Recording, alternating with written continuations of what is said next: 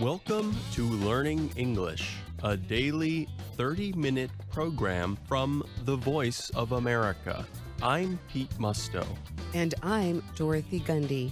This program is aimed at English learners, so we speak a little slower and we use words and phrases especially written for people learning English.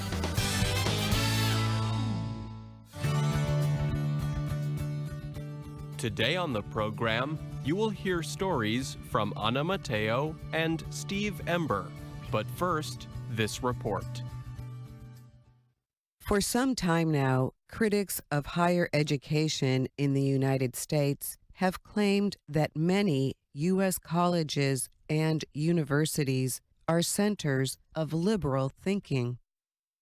Politically conservative observers argue that the information college professors present to students is unbalanced in its representation of the world.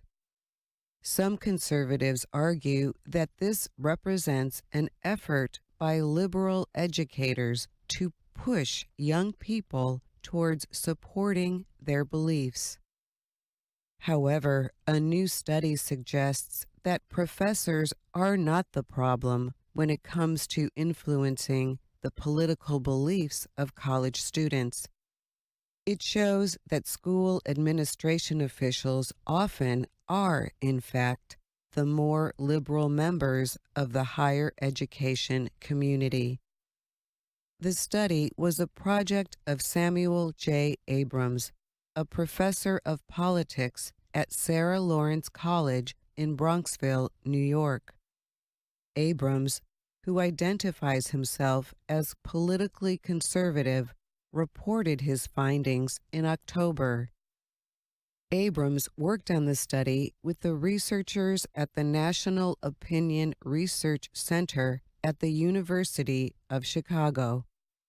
Together, they asked 900 school administration officials from across the country about their political beliefs. Some of these officials work at colleges or universities that receive public money. The others are with private schools. The researchers chose to question school administrators who deal directly with students and their day-to-day activities on campus. The study found that about 71% of those questioned identified themselves as either liberal or very liberal. Just 6% said they were conservative. In 2014, Abrams led a similar study which found that half as many professors self-identified as liberal as did school administrators.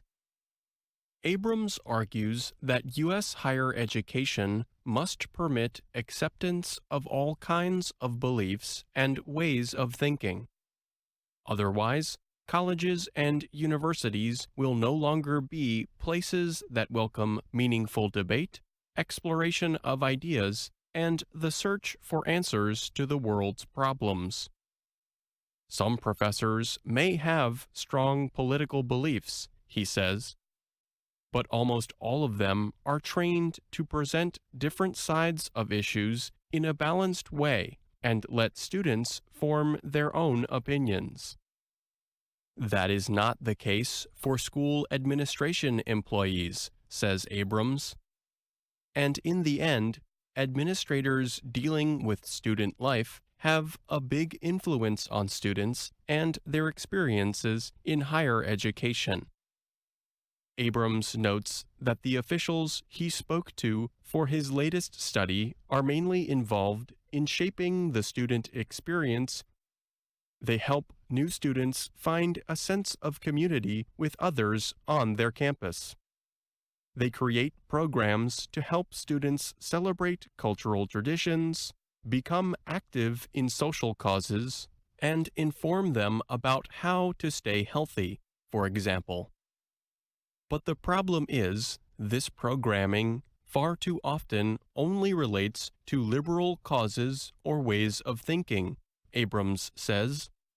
He is critical about open discussions of sexuality or representations of the free market economic system as being evil.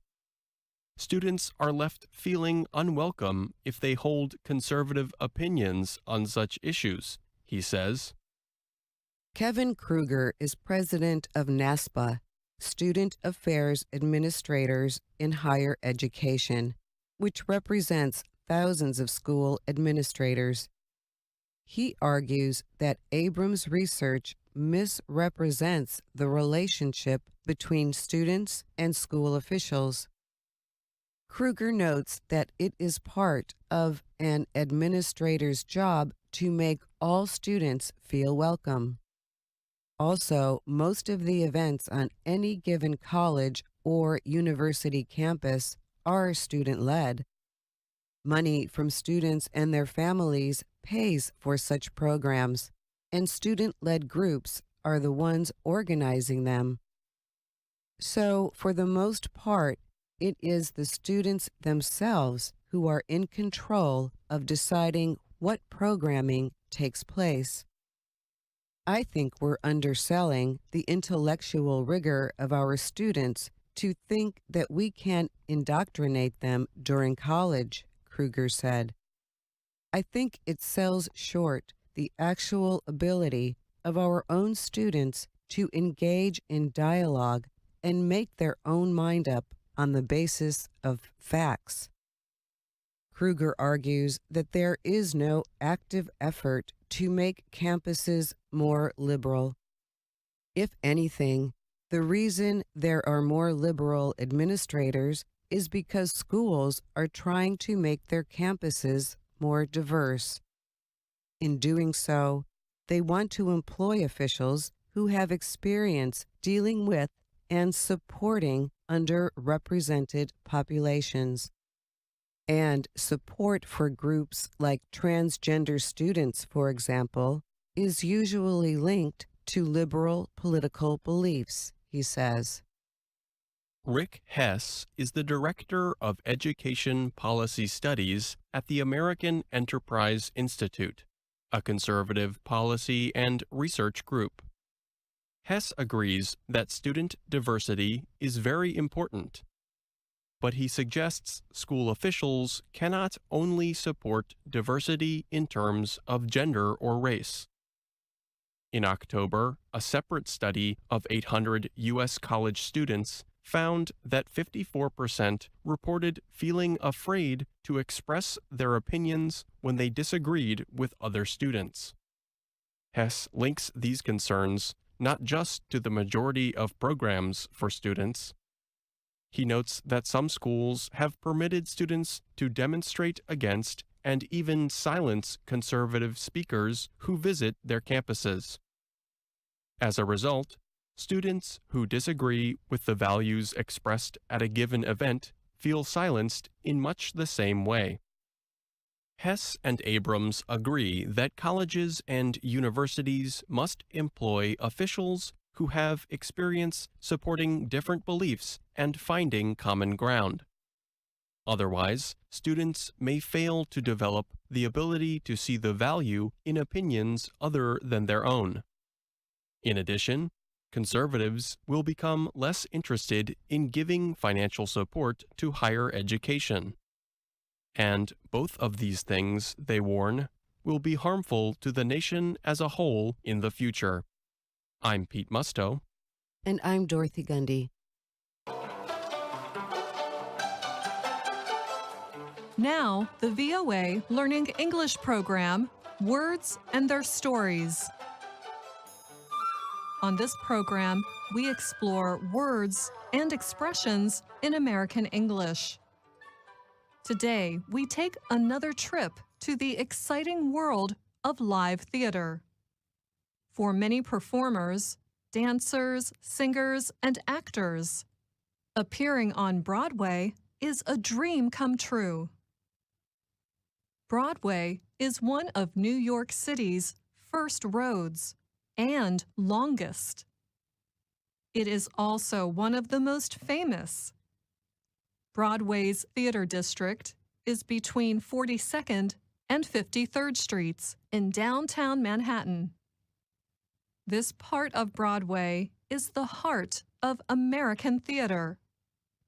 To make it on Broadway, you have to be very good, but you also have to be tough. Performing in general comes with a lot of rejection. Even if you are hardworking and gifted, you may also need something else to succeed on Broadway: luck. Maybe that is why theater people are so superstitious. They have customs or behaviors that many non-theater people may find strange. Take, for example, the expression, to break a leg.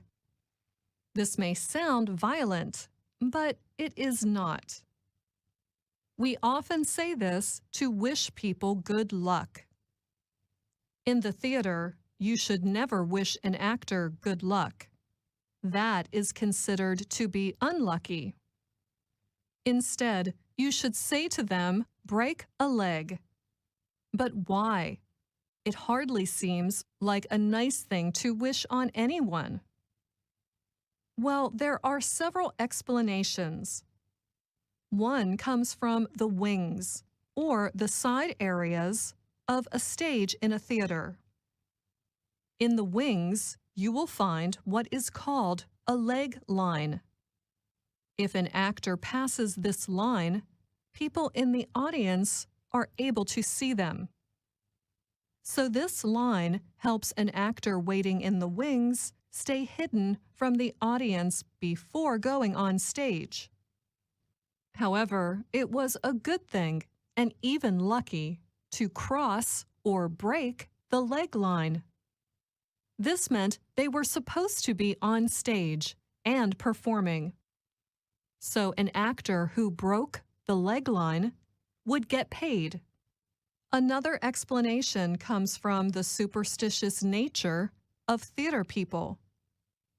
To keep bad luck out of a performance, they may try to trick the gods, or universe, or whatever. They do this by saying something bad, in this case, break a leg. We may not know exactly how this wish of good luck got started, but we do know that it is much better to tell an actor to break a leg instead of good luck. It may come from the theater, but you can say it to anyone who needs a little luck. Come on along and listen to the lullaby of Broadway, the hip hooray and ballyhoo, the lullaby of Broadway. And that's the end of this Words and Their Stories. I'm Anna Mateo.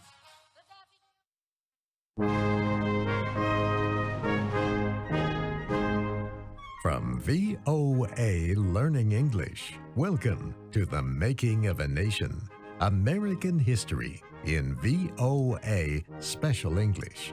I'm Steve Ember. We continue the story of Alexander Hamilton. He was the nation's first Secretary of the Treasury. Alexander Hamilton firmly believed that no country could become a modern nation without industry.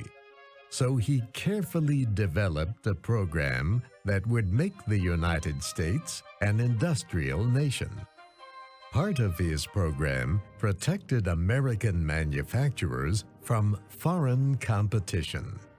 Hamilton protected them by establishing a system of import taxes on some foreign goods brought into American ports. These tariffs raised the prices of those goods. As a result, American manufacturers had much less competition in selling their products. Alexander Hamilton also organized the nation's finances. One of his first steps was to pay back the debt the country owed from the Revolutionary War. But Hamilton wanted to go much further. He wanted to establish a national bank. Hamilton argued that many European countries had national banks. University of Virginia history professor Andrew O'Shaughnessy says Hamilton saw the advantage of Britain's system. It permitted a very small country to go deeply into debt while fighting wars. Hamilton said a national bank in America would increase the flow of money throughout the country. It would help the national government negotiate loans and collect taxes. Business historian John Steele Gordon says Hamilton believed a centralized bank would also keep the states from competing with each other. But Hamilton's plan raised old fears, especially among farmers in the South. Critics argued that a national bank would give too much power to a few rich men in the North. It would take control of state banks on which Southern farmers and small businessmen depended. It would also increase the use of paper money instead of gold and silver. James Madison led the opposition against Hamilton's plan in Congress. Madison said the United States should not put all its wealth in one place. So he proposed a system of many smaller banks in different parts of the country. He also argued that the idea of a central bank was unconstitutional. No one knew more about the American Constitution than James Madison. He was given credit for most of the ideas in it. Everyone respected his explanations of its wording. Madison noted that the Constitution gave Congress a number of powers which were stated. For example, the Constitution gave Congress the power to borrow money. But Congress could borrow money only to repay debts, to defend the country, and to provide for the general good of the people. Madison said permitting Congress to do more than what was in the Constitution was dangerous. Hamilton presented a very different view. His view came to be known as the implied powers doctrine.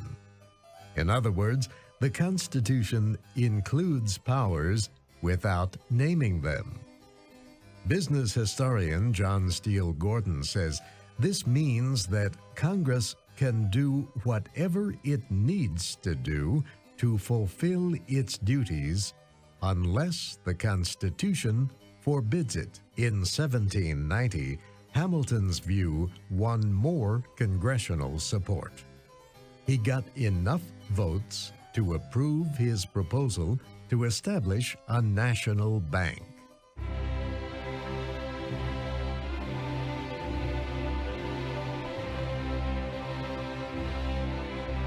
Still, President George Washington had to sign the bill into law. Washington worried about the possibility that the bill was not constitutional. So he asked 3 men for advice: Attorney General Edmund Randolph, Secretary of State Thomas Jefferson, and Treasury Secretary Alexander Hamilton. Randolph had no firm answer. Jefferson agreed with Madison. Creating a national bank violated the Constitution. Hamilton, of course, disagreed.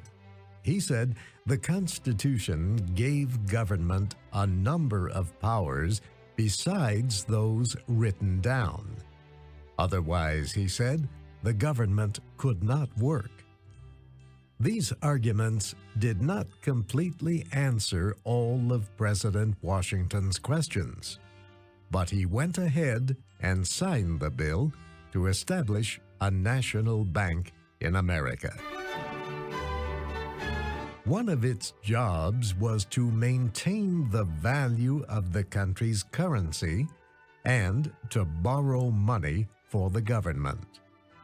The national bank also increased the flow of capital needed for investment. It fed the country's business and commercial activities, and it collected taxes. Business historian John Steele Gordon says America's financial success in the 1790s showed that Hamilton's plan worked. The national bank and many of Hamilton's other ideas had another important effect. They created a disagreement that still exists. The disagreement began with Alexander Hamilton and Thomas Jefferson. The two men were very different. Alexander Hamilton was born in the West Indies to a man and a woman who were not married.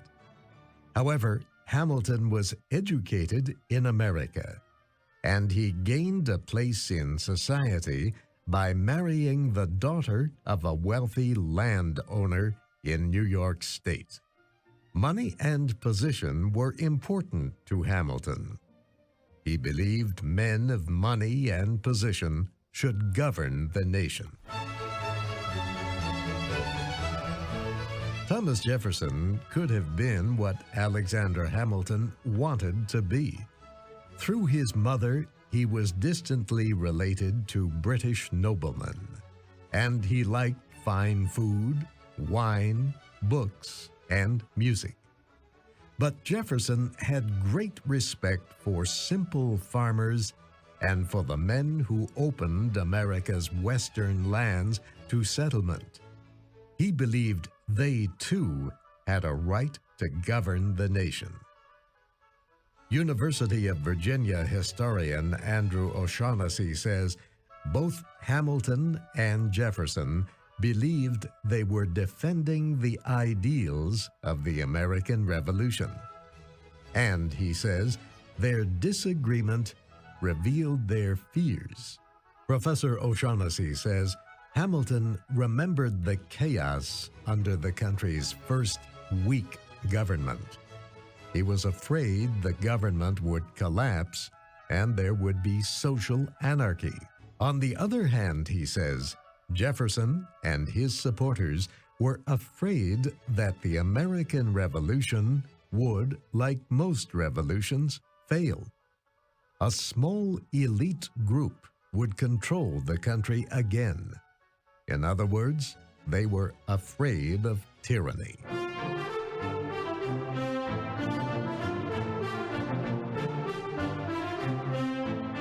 Hamilton and Jefferson's personal disagreements turned into a public dispute when they served in President Washington's cabinet.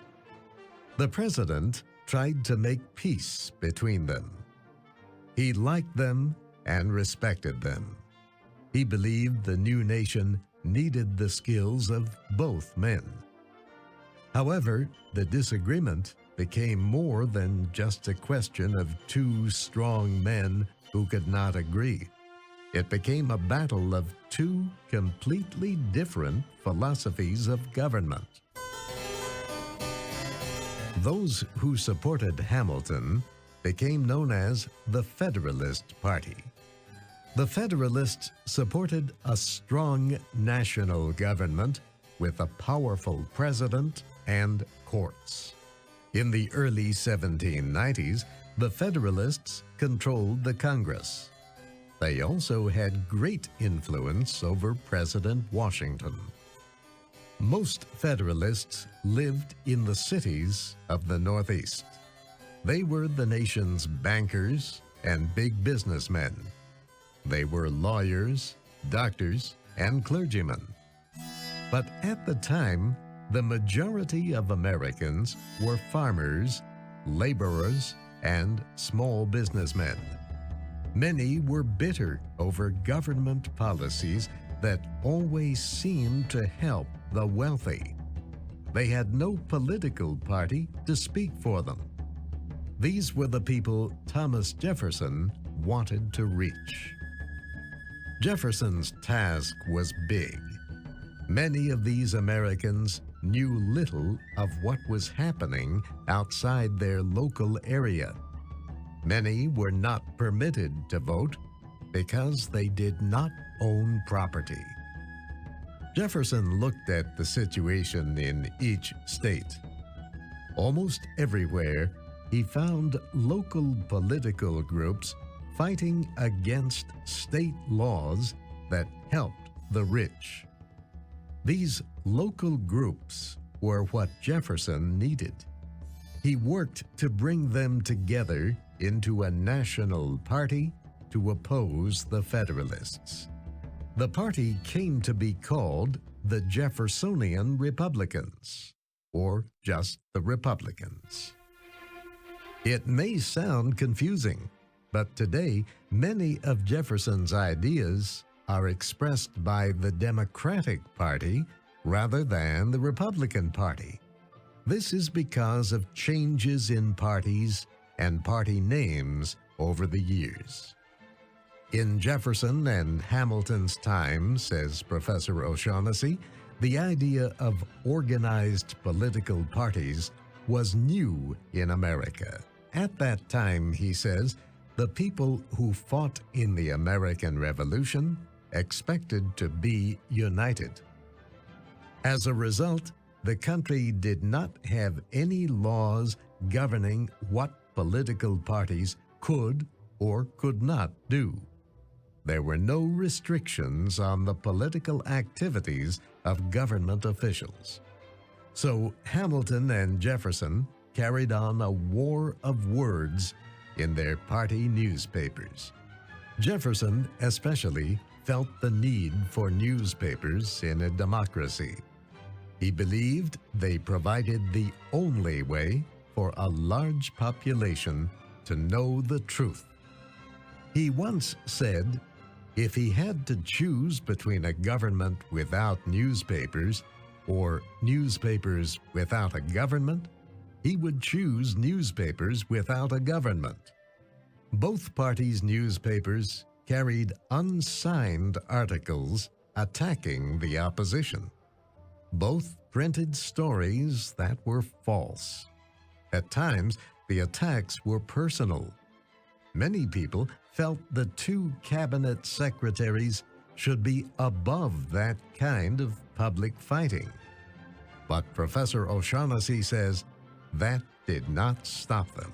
The party politics became as bad as at any time in history. Toward the end of President Washington's first administration, he received a letter from Jefferson. The Secretary of State said he planned to resign. He said he disagreed with most of the administration's domestic and foreign policies. He did not name Hamilton. It was not necessary. Washington knew what he meant. Hamilton was the chief planner of those policies. But Jefferson decided not to resign. In a letter to his daughter, Jefferson said the attacks on him changed a decision which he did not think could possibly be changed. He must remain and fight. So while continuing to serve as Secretary of State, Jefferson began working to get his supporters elected to Congress. He believed that was the only way to fight Hamilton. National elections were set for 1792.